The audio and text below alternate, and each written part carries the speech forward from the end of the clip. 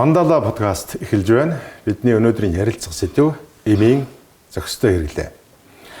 Студид маань анагаах ухааны доктор, дэд профессор, эм зүйн шинжилгээ ухааны их сургуулийн багш Батбэг доктор хүрэлцэн ирсэн байна. Танд өнөөдрийн мэнд хүргье. За баярлалаа. Өнөөдрийн мэнд хүргэе. Эмний мөн чанарыг та юу гэж хэлэх вэ? Маш энгийнээр насаараа эм судалсан хүний хувьд. Эм бол нэг талаасаа бол эм, нөгөө талаасаа бол хор гэдэг штэ, тийм ээ. Тэгэхээр одоо бол манай улсад нэг 4000-аад эм бүртгэлтэй байгаа. Хэрэглэж байгаа гэсэн улсын хэмжээнд. Эм болгон гажнэлээ байна. Тунгийн харуулахгүй бол тэгвэл 30,000 өвчнөөс манайд бол 4,000 эмнээс 4,000-аас гадна ямар нэг эм үүсч болох нь тий. Нэг эм гажнэлээ тэгвэл тэгвэл зүйл хөстэй хэрэглэхгүй бол эмээ шалтгаалсан сөргөнлөө гараад байна л гэсэн утгатай. Тэгэхээр зэрэг эмийг яаж хэрэглэх вэ гэхээр өдөрт нэг уух юм. Яг хэдэн цагт уух юм? Хооронд нь ямар зайтай уух юм? Өөр ахаад эм уух юм бол тэр үнтэй хамдуулж болох юм уу? Гэх мэтээ сайн лавлаад ав. Ингээд эмчээс нэг хоолны өмнө эсвэл дараа гэдэг байдаг шүү дээ. Энэ дээр хүмүүс ихэнх хүмүүсийн ачлал бодол бас өгдөгөөж магадгүй. Тий. Асар чухал юм байна шүү дээ. Тий чухал. Шингээлтийн асуудал. Тий. Тэгэхээр зэрэг ингэдгээ одоо бол шахмал эм байна, капсултай эм байдаг, нэг үрлийн эм байдаг, бөөрг юм. Тэднээс ч осчин үед нөгөө ажиллаж мэжлаад иддэг юм байх болсон шүү дээ. Бүгдээр нь залгиадаа гэж байгаа биз. Усаар даруулаад ч юм уу тий. Тэгэхээр хадуудаар нь хатуу бөөрг юм яваад орчлоо доо. Тэр чинь одоо бөөрг гэж хэрэг эзэн анаар сууц буцаараа явчихж байх болов. Тэр чинь шингэн болох хэвээр, уусах хэвээр, яончих хэвээр тэгээд эзнээ харах хэвээр. Тэгдэг гол бодисч бол одоо хүчил байдгийг. Энэ хүчилт юм сайн устдаг шүү дээ, тийм ээ. Физик шинжилгээ ухаан ч гэсэн нэг бол хөрөө хүчилтийн одоодны доосны хүчилт уусгаад байдаг үстэй. Тий. Тэгэхээр зэрэг тэр атомын хэлбэрүүдийг шингэн болгоод юм одоо хүчлээ гэсэн. Тэгэхээр болж өгөх тэр өлийн үедээ уучвал сайн байгаа биз. Одоо одоодны хүчилт бол ноол суулгах зарц сурагдаад явчихдаг зүйл л дээ. Хэрвээ тэгээгүй сул байхад нь очвол нөгөө нэг юмээ яанч бол гуусгах чадвар нь сайн байна да.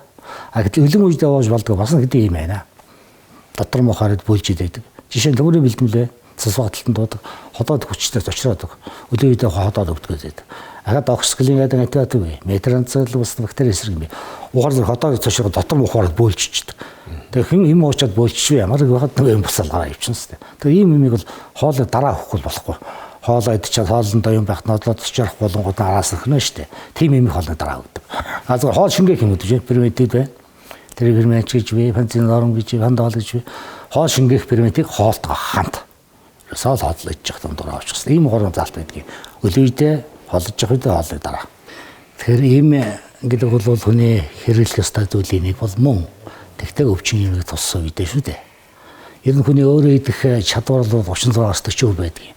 Жишээлбэл ямар нэг өвчин гарлаа гэж бодоход дэлхийн одоо 8 тэрбум хүнийг цөмөөрөнгийн өвчлүүлээд орхичиход 36-аас 40% эмч уулгүйгээр тэр өөрөө идэх чинь.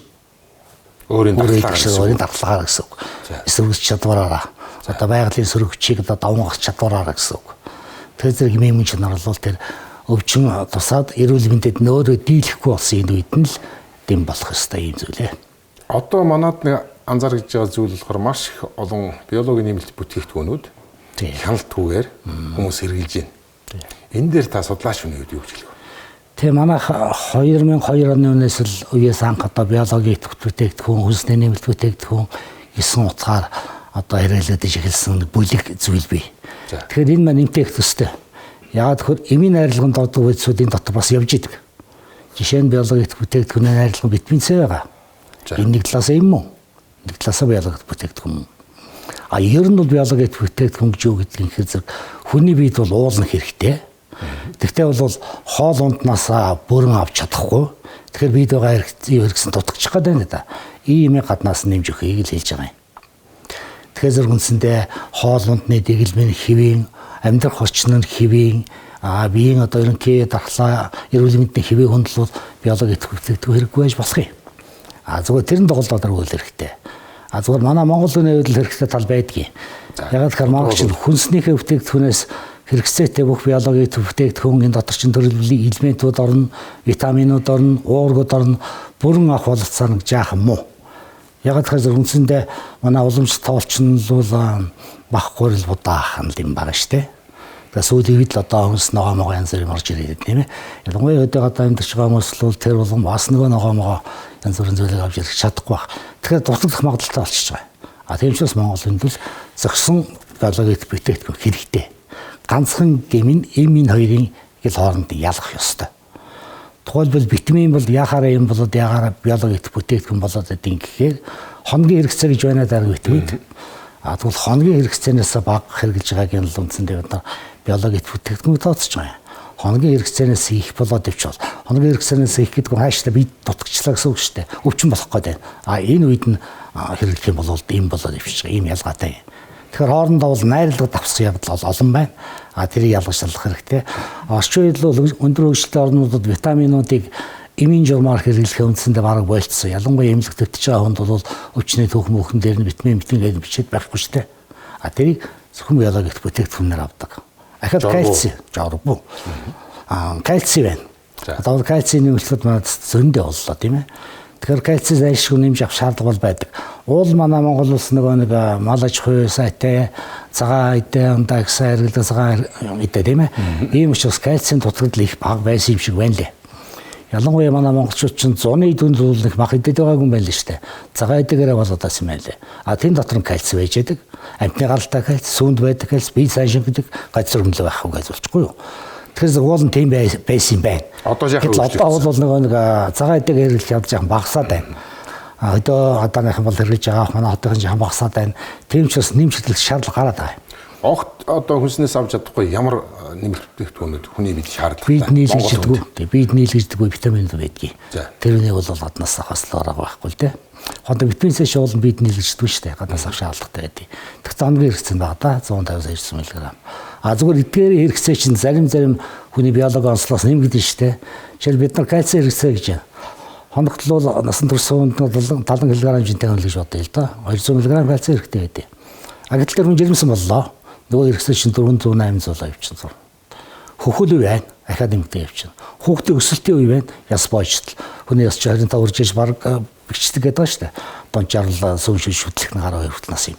Энэ хооронд бол нэмж өгөхгүй болохгүй. Ялангуяа тэр хүүхдийн өсөлтийн үед юм байна. Ялангуяа одоо цагаан идэ бид нар хэрэглэхгүй байна. Тийм учраас бол гаднаас нь тэр кальци нэмж өг. Тэгтээ кальци 3 юм зүйдэг. За. Амтны гаралтай, эцсийн гаралтай, шингийн кальци гэдэг. Одоо манайхны хэрэглэдэг кальци бол одоо сүүм мөнө цагаан идэ кальци амтны гаралтай кальци шүү дээ. Энэ сайн кальци. Амтны биед байж байгаа юм чинь хүний биед яг очил ажиллагаа үүсэх болцоотой. Бас ийм амтны гаралтай кальци, адууны кальци гэдэг энэ амтны гаралтай кальци. Сүүний кальци, энэ амтны гаралтай кальци. Кальцийн карбонат энтергээд бас нэг биологи бүтээгдэхүүнүүд байдаг юм аа. Гадаад үйлдвэрлэгдсэн. Одоо энэ болохоор зэрэг бие шингэх чадвар нь бол 40% илүү болчихдөг. Одоо нөгөө ярьдаг шүү дээ. Далайн гаралтай бүтээгдэхүүнээс бид нэр тодорхой хэмжээний хаминд юм авч явах Тийм хэрэгтэй. Тийм хэрэглэх боломж бага байдаг. Энэ утгаараа. Тэр нь далайн одоо амтны зөөлөн битний кальц, замагны кальц байдаг. Тэр бие 90% дэшин гэнэ. Түрүүн кальцийн карбонат би 40% хөгжлөлөө шүү дээ. Амтны өхрийн кальцийн адууны кальц бол 80% орчим шингээд. Тэгэхээр бие сайн шингэдэг кальц нь бол далайн шингийн кальц, тэрний амтны кальц. Тэгээд эрдэсийн кальцийг одоо нэг өөрөөр хэрэглэхгүй байх зүйтэй юм да. Энэ ч барагч болчиход байгаа шиг байна. Өөр нэг юм би кальци хэрэглэсэн бол витаминтэй заавал хамт хэрэглэнэ. Ягаад тэгэхээр витаминтэй чинь нөгөө кальцийг чинь ясанд нь очиж суулгаж өгдөг байц. Тэр нь зүтгэл цусандаа хэрэглэдэг ясанд очиж чадахгүй магадгүй. Ясанд наваач өгдөг тээвэрлэгч гэсэн үг. Ахаад нэг юм байна. Кальци хэрэглээд хараг би фосфат тутагтаад байдгийг. За. Тэгвэл кальци хэрэглэж байгаа үедээ бол фосфатыг нэмж өгөх хэрэгтэй. Тэгвэл 3 юм болчихгоос кальци, фосфат тэгээд дээрээс нь юм нээсэн. Хүмүүсийн хамгийн хүсэж байгаа зүйл урт наслах тэгээд эрүүл байх. Гэтэл одоо Монгол улс өвчлөлөөр дэлхийд тэргүүлэгч орны нэг болсон гэдэг. Ингээд муу тийм жишээ харамсмаар юм байна. Та энэ дээр юу хариулмаар? Ер нь одоо манай ангаах ухааны чиглэл тэр дотор манай улс ч ангаах ухааны чиглэлд тодорхойлж байна. Өрсөн зэрэг их ангаах ухааныг хөгжүүлье. Гэт одоо эрүүл мэндийн төвүүд рүү анхаарал байгаа. Тэгэхээр зэрэг хүнийг өвчлөхөөс өмнө арга хэмжээ аваад өвчлүүлэхгүй болчих юм бол өвчлөлсөний дараа тэрнийг эмнэх гэж гарах зардлаас 10 дахин бага байдаг. Тийм ч бас өвчлүүлэхгүй байх. Тэгэхээр өрсөн зэрэг их ангаах ухаан гэсэн. Тэгэхээр одоо манайд нэг хаягдаад байгаа юм бол энэ ерөнхий боловсролын сургуулийн хүүхдүүдэд ерөн цэцэрлэгээс нь эхлээд энэ өвчнөөс урьдчилан сэргийлэх дадал заншлыг сайн суулгамаар юм шиг байна. Тэгэхээр энэ хоёроос ерөнхий боловсрол хичээлж байхгүй шүү дээ. Тэрээс шүдэж явах хэрэгтэй. Хүн хэдийн шоостой байх хэрэгтэй. Тий? Өдөрдөд байх хэрэгтэй. гэх мэт байхгүй байна. Гараа өдөртөд угааж явах хэрэгтэй. Ямар виз авалгаж явуулах байхгүй гэх мэт. Харин ковидын ачаар манайхан шаан гар мараа хуугаад маск зүгэж явах сурцсан шүү. Тэгэхээр үндсэндээ бол өвчнөөс сэргийлж чадахгүй байх гэсэн үг. Сэргийлэх боловсрол бүрэн байна. Тэгээ өртөн сэргийлэгч журам хэрэглэх биологийн бүтээгдэхүүнч байна, зарим имидлийн бүтээгдэхүүнч байна, зөвлөгөө өгдөг газрууд нь байна, чирэгжүүлдэг газрууд нь байна. Ихэ зэрэг өвчнөөс сэргийлэх боловсрол ер нь бүрэн байгаа. Дадлаг хөвшил болох дутмаг байна гэж. Өөртөө тавих анхаарал муу гэдэг юм уу да. Хүүхдийг багаас нь одоо эрүүл амьдрах хүчингөө одоо амьдрах орчинд сурах дадал заншил хөвшил байхгүй байл гэсэн. Ковид гэснээс вакцины асуудлыг танаас заавалж байна. Одоо хүүхдүүдийг бас дахиад вакцины бага насны хүүхдүүдийг хамруулах гад зарим хүмүүс саналууд нь эсрэг байх шиг байна. Мэргэжлийн үний хувьд. Ер нь вакцинээс явд бол хүн төрөлхтний андгаа ухааны хамгийн гол ололтын нэг 1700 онд ч Английн Жендер гэдэг хүн ланг цагаан цэцгийн вакцины гаргалаа шүү дээ. Тэр вакциныг гаргасны ачаар одоо үндсэндээ дэлхийд цагаан цэцэг гэдэг өвч устчихлаа. Байхгүй болсон. Манай улс байхгүй болсон. Тэгэхээр зэрэг нэг өвчнөөс алж болж байгаа биз гэх мэт. Тэгэхээр зэрэг сэргийлэх бас байна. Хондоо бол цагаан цэцгийн вакцины насан туршид нь одоо ингэж одуршдаг вакцинараа гэж одоо зарим яг давтар хэрэглэлтэй корон вакцины гэдэг ковидын бол 3 хэрэглээ. Тэгэхээр тодорхой үедээ хугацаанд дархлаа нь хэдэн жил үргэлжлэдэг гэсэн юм байна шүү дээ. Тэгэхээр тэр цаг дээр нь яг хийх ёстой. Энийг манай улс бол нөгөө вакцины товлол дотор оруулсан байгаа. Өвгдө гарангууд нь корон вакцины тэгээ дараа 3 удаас гэх юм. Сахад тэмдэг вакцины гэж байна тийм ээ гэх юм. Одоо бол папиллома вирусын вакцины тухай ярил эхэллээ л дээ тийм ээ. Тэгэхээр зэрэг манайд энэ вирусын гаралтай өвчин их байдیں۔ Хамгийн одоо ноцтой болохоор эмэгтэй хүн болохоор маа үзүүний орд тавд хамгийн их үүсгдэг. Тэгэхээр ганцхан юм биш ээ. Өөр бэлэг эрхтний авдрууд байна, үү үүсгдэг. Эрхтэй хүнд амны өндийн өрөвслөл үүсгэн, үү үүсгэн. Эрхтэй хүн над шиг салддаг шүү дээ. Тийм ч бас манайх 11 настай ахад хөвгүүд алиланд нь хийгээд байгаа биз? Тийм байна. Тэгэхээр зэрэг энэ вакцин бол судлагдаад дэлхийч одоо 193 197 жилийн орон гэдэг штэ. Энэ 147-д нь хэрэгэлсэн. Яг энэ вакцины хэрэглэж манай авч байгааг. Тэгээд манайх чинь дараа нь 15 онд эхэлжсэн штэ. 3 жилийн дараа нь нэлээ, 5 жилийн дараа нь нэлээ ингээд үнэлээд үтсэн чинь зэрэг үр дүн нь бол бүр 90-с дэш 100% хүртэл байлаа.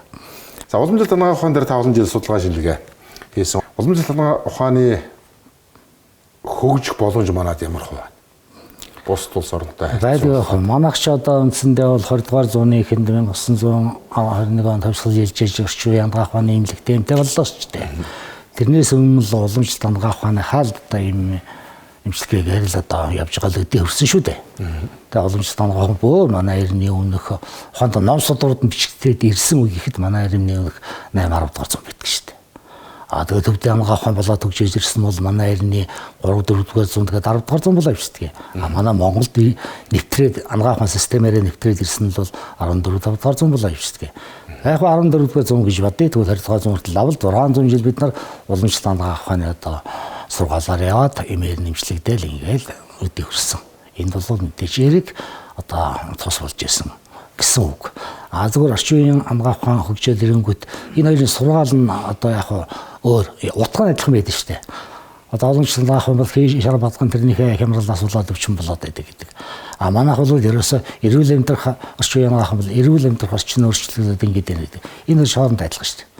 Одоо нэг хүний бид явж байгаа процессыг нэг нь бол хий шаардлагатай ингээд томьёолоо тайлбарлалцсан байна. Орчин үеийн хүн л физиологийн физик гэдэг тайлбарлалцсан байна. Утга нь адилхан. Тэгэхээр зэрэг энэ хоёр бол яг үзэл суртлын нэг жаа ялгаа гэж ихэнх зөрчилтэй байсан. Ягаад яг энэ нэг лам хөвсгөл хэл зөрчлөө байхгүй юу? Хөвсгөл нь болохоор зэрэг нэг бамнуулгоо нэг жаахан хоцрогдсон гэж ихэд нөгөө төлөв нь болохоор зэрэг энэ орчин үеийн нөхцөлөд доош одоо мэдээлэл юм хийж чадахгүй байх ч гэдэг юм уу тийм ээ хэлмэдүүлж яана гэдэг ингэж жаахан зөрчлөөс одоо бол арилцсан. Тэрнээс 50-аад оноос л одоо имлэгийн хөрөлийн анх байгуулсан актемч хайдугаа шуламж андгаа ухааныг судалж эхлэе орчин үеийн талаас нь тэгээд хуучин нөгөө нэг юм чимааран буудын зарим нь бас амьд байж таарлаа. Тэгээ хуучин нөгөө андгаа ухааны судрууд нь бол өдөө адуугаар байж таарлаа. Тэрийг цуглуулад авлаа. Ардын юу байгууллаа. Тэгээд 94 оноос л манайх андгаа ухааны их сургуулийн дэргэд уламжлалт андгаа ухааны сургууль байгууллаа. Одоо уламжлалт андгаа ухааны олон улсын сургууль нэртэй явж байна. Дахиад уламжлалт андгаа ухааны сургууль одоо шинэ андгаа ухааны дэс сургууль гэдэг амбог өгсөн сургууль бий. Дахиад нацгад гэж маар нь би одоо мамдсан байна. Тэнд би ахаад сургуулиуд уламжлалт анагаахын ангиуд бий. Тэр нь бол уламжлалт анагаахын сургаалыг орчин үеийн анагаахын ухаантай хослуулаад ингэж хэрэгжилж байгаа юм. Олон сургуулиуд ингээ байгуулагдаад хөгжөөд явж байгаа гэдэг чинь эрэлт байна гэж ойлгож болох нь. Байлгүй. Тэр утгаараа хүлээлт гэдэг бас нэг зүйл байна. Тий.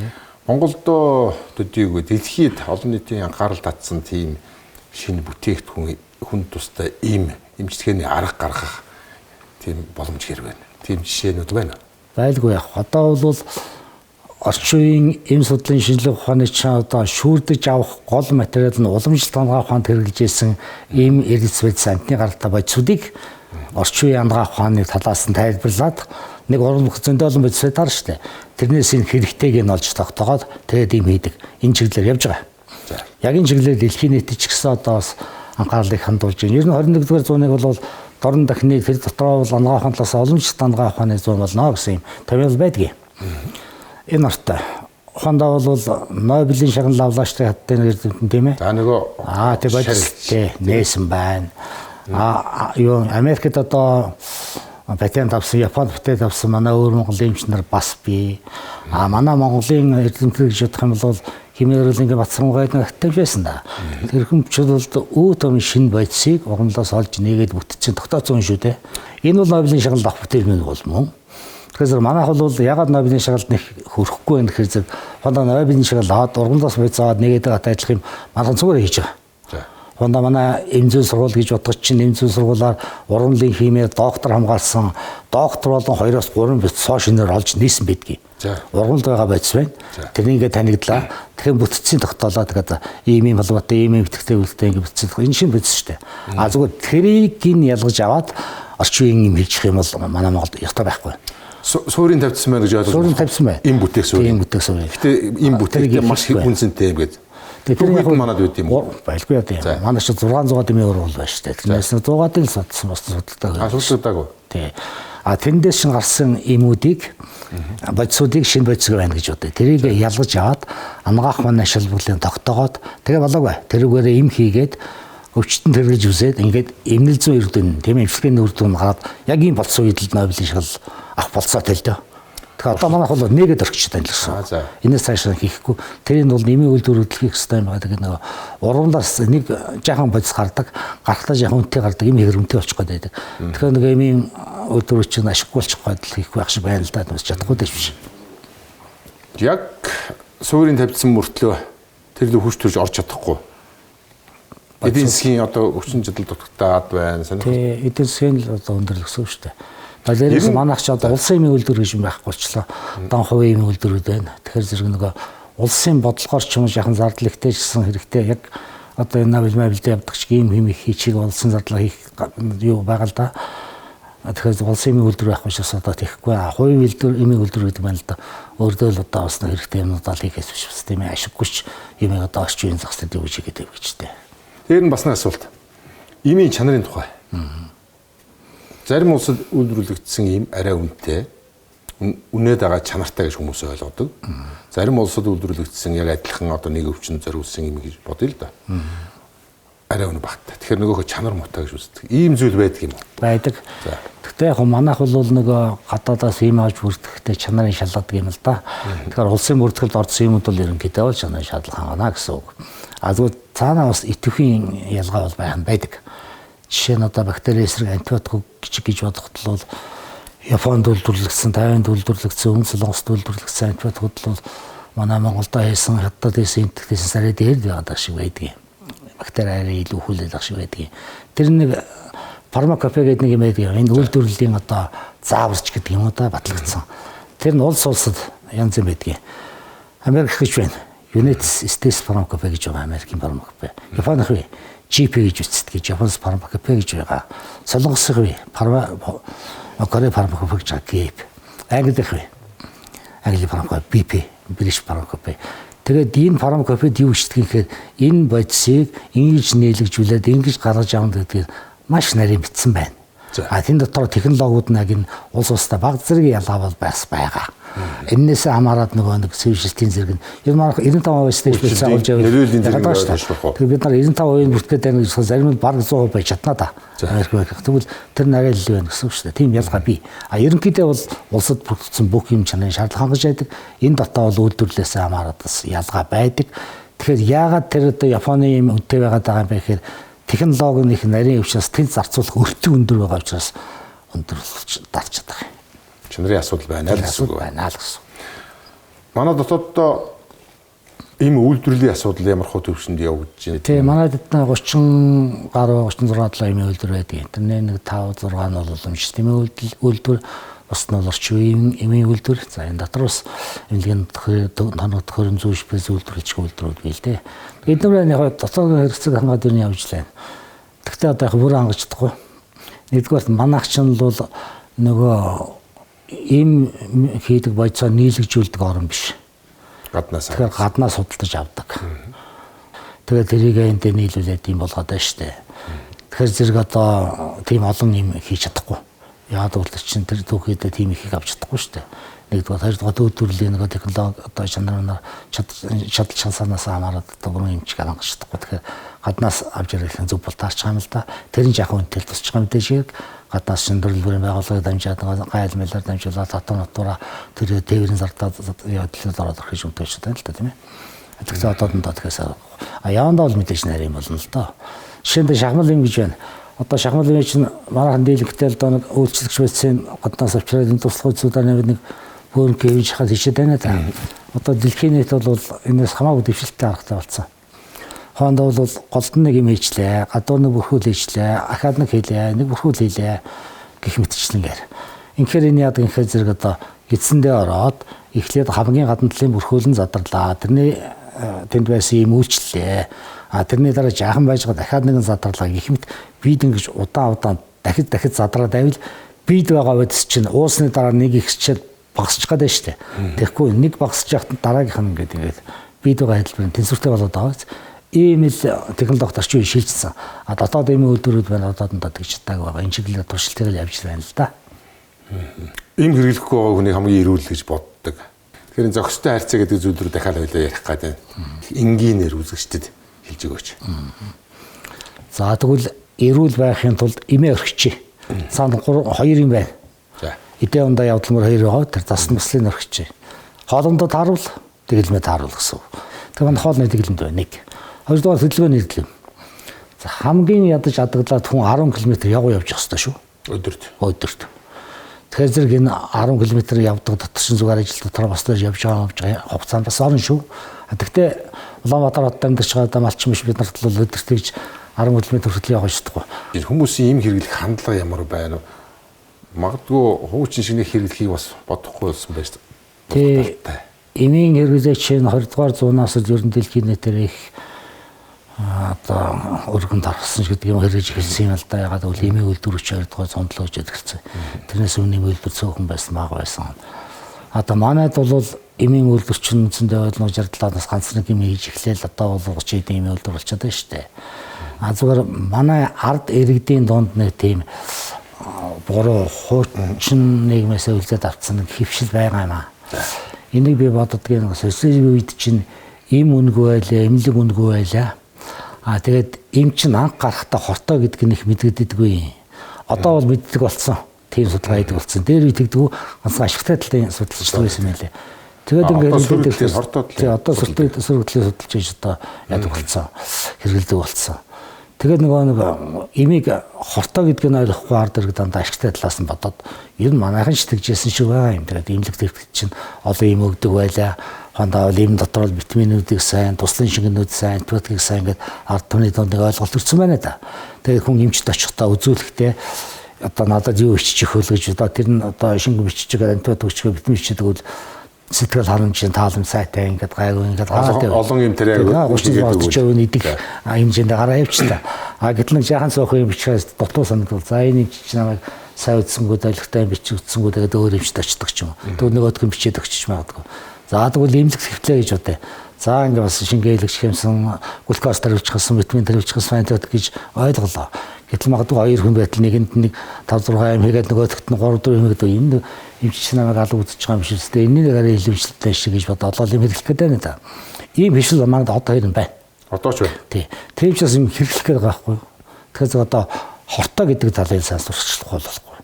За та структомцэн гэж юм мэдэх бах 60 70 онд ч мэдслийн хоёр гол антиот байлаа шүү дээ. Уушгины атгаад уссан бөөр нүцэн бүхэнд энэ хоёрыг нийлүүлэл тарьдаг байлаа. Гэтэл структомцын дүлий болгодог юм байж.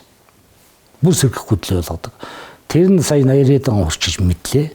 Тэрнээс өмнө мэддэггүй байлаа. Тэгэхээр тэрнээс өмнө бол нөгөө хэрэгжижсэн хүмүүсийн дотор одоо чихэн модсон сонсгол модсон хүмүүс байгаа бол структомцын байх магадaltaй. А одоо бол тэрийг мэддэг болсон учраас манай ганцхан сүрий дэргэлээ бус юм структомцын байхгүй жишээ тийм. Одоо харин сүүлийн хийм бол заавал ийм хийхтэй нэгдүгээрт бол бусад эрхтэн систем дортой байна уу юу? Даралт бууруулдаг юм л байна гэж бодъё л та. Тэгвэл илэгдэл бөөр зүрх уушгинд нь яагаад гэдэг судалдаг болсон. Тэгэхээр жимсэн хүн дэргэлвэл урагт нь гажинлаа өсчихсөн үгийг мэддэг болсон. Дараа нэг ген хоромсон төлөөлөлтийн судалдаг болсон. Тэгэхээр энэ явандаа энэ хүний хөөхөдөд ген хоромсон төлөөлөх гэдгийг мэддэг болсон.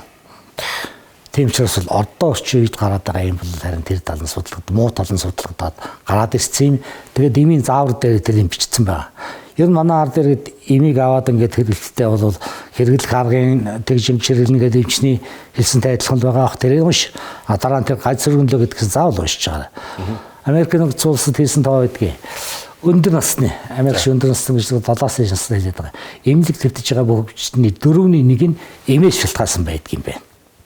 Нэг өвчин туслаа, архаг өвчин зөндөө олон юм уулаа, гажин руу гараад ирлээ, ахаад эмчлэг зүйлээ, тэр нь эмгэг болчлоо, тэрийг эмчлэгээ твтлээ. Тэгэхээр эмээсээ болсон эмгийг ахаад эмнэлэг твтлээд ахаад эмээр эмчлэх гэдэг шүү дээ. Тэр зэрэг нээсэл зайлсхийх хэрэгтэй. Тэгэхээр одоо ерөнхийдөө бол тэр урьдчилан сэргийлэх хангаа ухаан гэдэгтэй манайх юу хийх хэрэгтэй гэхээр ард иргэдэд эм бол хортой шүү, сургаар хэрэглэж болохгүй шүү. Заавал эмчийн заавраа хэрэглээрээ.